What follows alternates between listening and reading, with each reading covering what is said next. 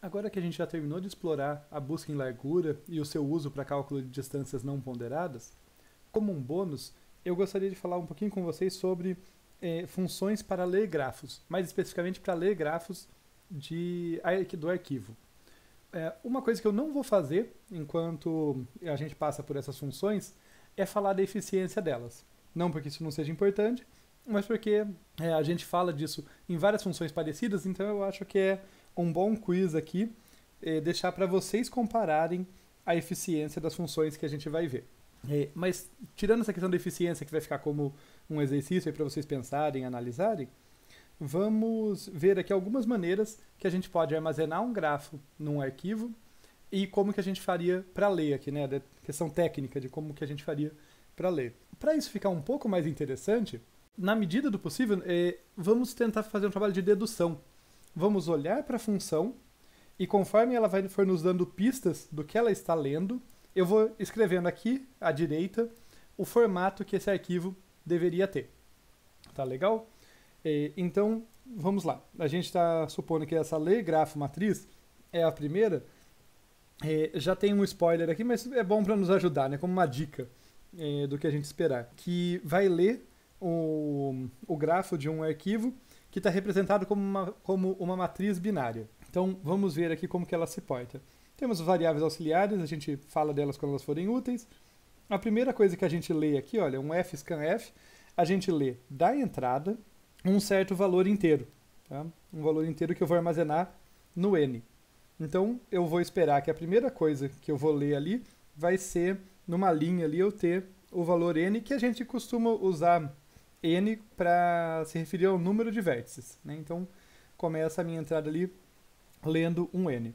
Daí eu inicializo um grafo G com n vértices, nenhuma aresta, por enquanto, a gente não lê informação sobre aresta, então o grafo começa vazio. E daí eu tenho dois fors aninhados. Eu tenho um for aqui,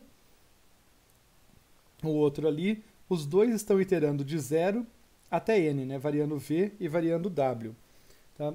Isso aí condiz com o que a gente já tinha visto ali, que é a leitura de uma matriz. Tá? Então, o que eu espero aqui? Eu espero que o for de fora, do v ali, ele vai operar sobre n linhas.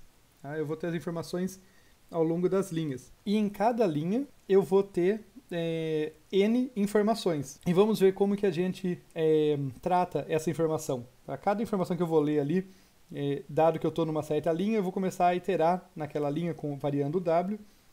Vou pegar a entrada aqui, vou ler da entrada, ler um valor inteiro que eu vou colocar em velho, na minha variável auxiliar, e eu verifico se o velho for igual a 1, eu insiro um arco que vai de v para w. Então, como que eu estou interpretando essa entrada?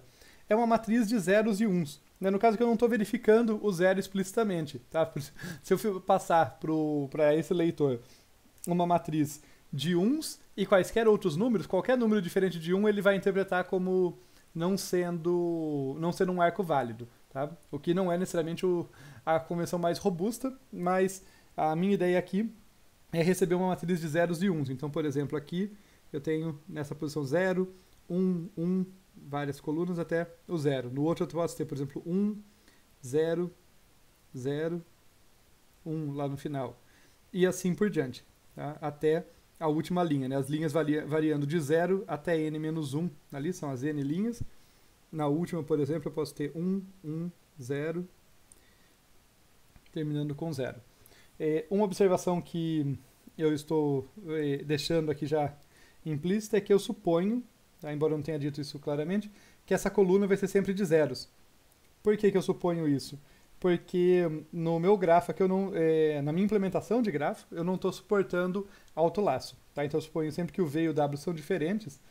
Quando eles forem iguais, eu já estou supondo que ali é igual a zero. Pelo que eu me lembro, podem voltar lá para verificar, mas na nossa inserção, se v e w forem iguais, eu não insiro. Tá? Ela falha. Então, é essa a estrutura que a gente está esperando aqui.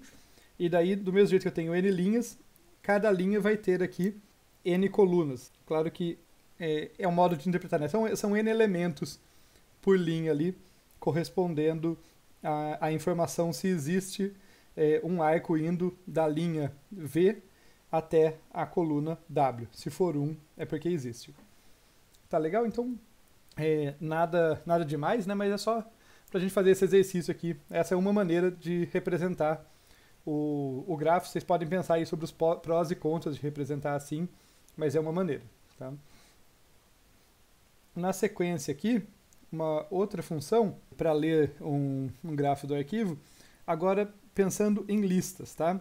E isso aqui a gente vai considerar as listas do jeito que a imprime grafo produz elas, tá? A gente já viu a função que imprime, a gente não falou sobre a função de leitura. No caso, essa função de leitura, ela começa aqui lendo dois valores, não apenas um. Ela lê dois inteiros, n e m. Então eu vou supor agora que eu recebo informação do número de vértices e número de arestas, logo de cara.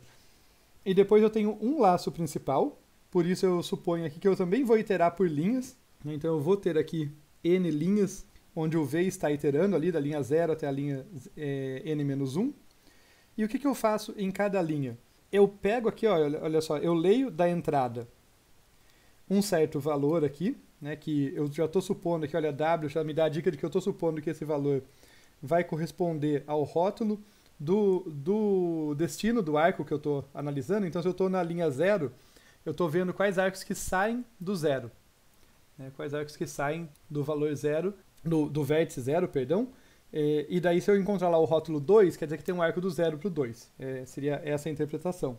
E eu vou ter um laço principal aqui, em que enquanto W não for menos 1, olha que curioso aqui, bem específico, né? Enquanto o arco não for menos 1, eu vou inserindo um arco indo de V até W, e daí eu leio de novo. Né? Essa segunda leitura aqui é idêntica à anterior. Pensando aqui, eu poderia até ter colocado um do while, e talvez eu teria me livrado dessa leitura. Eu acho que não, acho que ainda daria um probleminha. Então eu tinha que colocar dois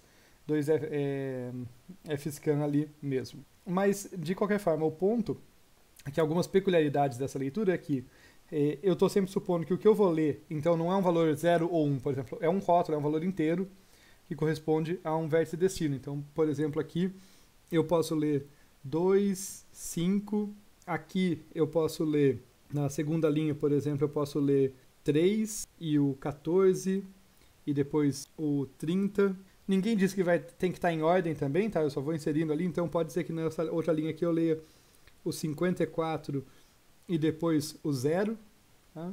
E assim por diante. Tá? Pode ter muito mais do que esses elementos, eu só estou escrevendo poucos aqui, mas uma peculiaridade é que sempre as linhas vão estar terminadas com -1. É o que a gente chama de sentinela, né? Eu coloquei um marcador ali para facilitar no final, saber quando uma linha termina, porque as linhas têm comprimento variável e não é óbvio, não é trivial saber quando elas terminam. Em particular, por uma peculiaridade do C, que se eu continuar com o fscan, ele passa por cima do /n e começaria a ler a linha de baixo. Então eu preciso dessa sentinela para não dar problema. Uma outra observação importante é que se eu não estou permitindo autolaço, a primeira linha não pode ter arco para o 0, por exemplo. De modo semelhante, a última linha não vai poder ter um arco para o n-1. Né? Então, por exemplo, ela pode ter para a posição 2, para a posição 5, para a posição 0, mas não para n-1, tá? Se eu não estou permitindo autolaço. Bem, é bem simples, né? Só para a gente pensar. Na sequência eu vou fazer um outro vídeo ainda sobre esse tema, só para a gente ver uma função que é tecnicamente mais trabalhosa, mas que lida com essa questão de ler uma linha com um número variável de elementos ali sem precisar da sentinela.